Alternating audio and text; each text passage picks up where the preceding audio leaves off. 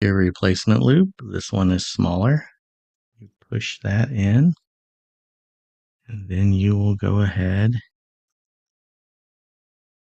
and put your screws back in. First, I'm going to have to lean forward here so that I can see the holes. That's all you got to do. Put your screws right there.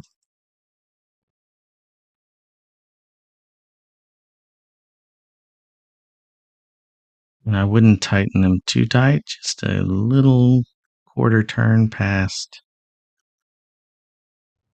Once it catches, and now you have your new loop.